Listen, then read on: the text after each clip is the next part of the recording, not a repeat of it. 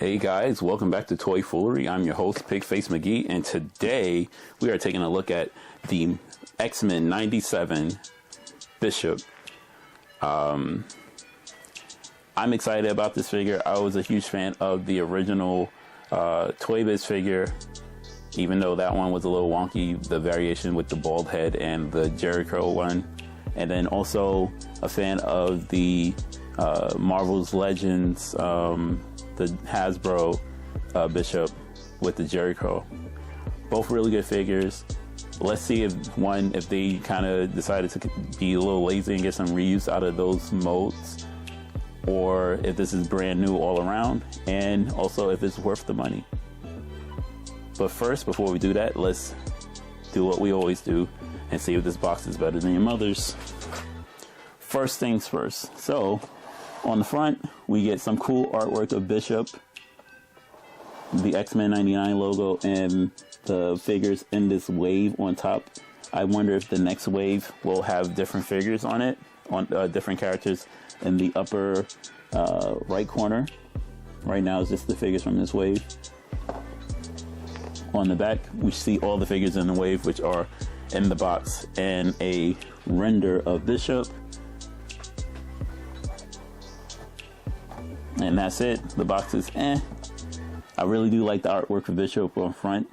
The artwork makes me excited to see X-Men 97, but doesn't actually make me excited for the toy. So the box is blah blah blah. Worse than, definitely not as good as your mom's. But let's get it out the box and see if this thing is worthwhile. So here we have Bishop out the box, and the first thing that I saw, the first thing I said when I got out the box was, wow, this thing looks phenomenal. This is probably, of this wave, probably my favorite.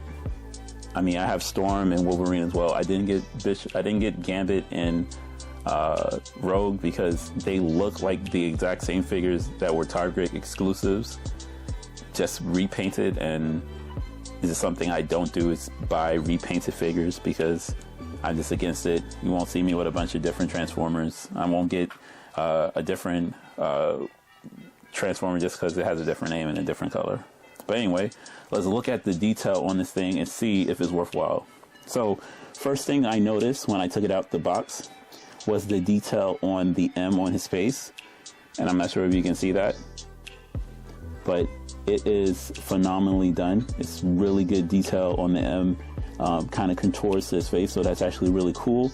And then if you look at his face, some really good detail in his face and the sculpt in his face. You look at his hair is actually really good, really well textured. The bandana is done well. The colors on it are very vibrant and they pop. I'm not sure if my camera is doing it any justice, but yeah, this is a really nice blue. I'm not sure if it's the right blue for the X-Men, but it's really good. Really good job with the paint on his arm and his body.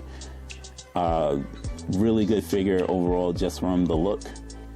But let's see if this thing has some mobility with it.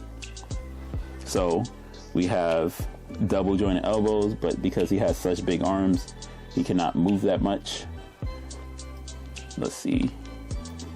Double jointed knee with decent range. Double jointed knee with decent range. Let's push you back down. He has a torso twist, and he has an ab crunch, which gives him not the greatest range in either direction, but that's fine. And in general, like I said, not looking for the greatest flexibility, but something I could sit on your shelf with him holding his gun, pretty good. And then we get the bane of my existence with all Marvel Legends, the inconsistent accessories. So as you can see, in his left hand he has a trigger hand, and then he has a fist as the right hand. And then if you look on the accessory hands, he has 2 sets of more trigger hands. Cool. Now my problem is that shouldn't they have given him an additional fist instead of 2 trigger hands? I don't know, maybe I'm not supposed to have 2 trigger hands, but I do. It doesn't make any sense. Maybe a gun holding hand, since He actually holds the gun like a shotgun, but that gun is not a shotgun. It's more of a handgun, a hand cannon rather. Let's see how he compares to the original Hasbro Bishop.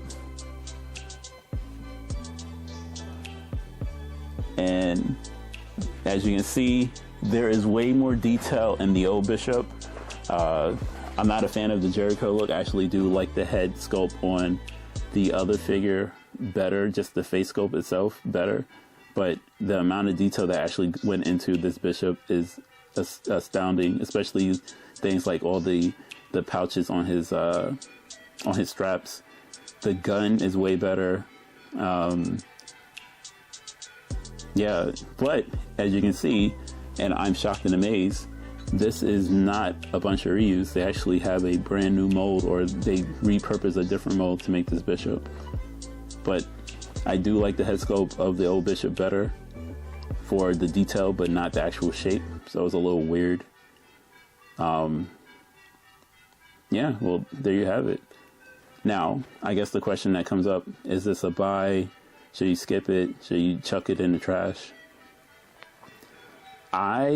This is a must buy. It's going on my shelf next to this Bishop, even though it's actually very different and not in the same vein. I have this Bishop next to his. Ring, ring, ring. Hello?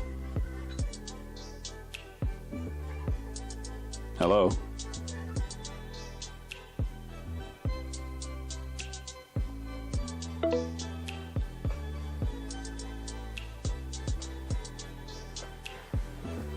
Even though they're not quite the same, I still have the old Bishop next to the bald-headed version of the Bishop, so it wouldn't make any difference if all three of them were together. I think the only difference that I see between the question that comes up is this thing shelf worthy? Is it worth the buy? I got at a discount because Target and GameStop, they don't know how to handle their inventory. They're apparently really bad at purchasing their stuff. So they, when they get material in, they're automatically clearancing it out, which is horrible for business. So I got this at a discount. Would I have bought it at full price? Absolutely. It's actually a really good figure.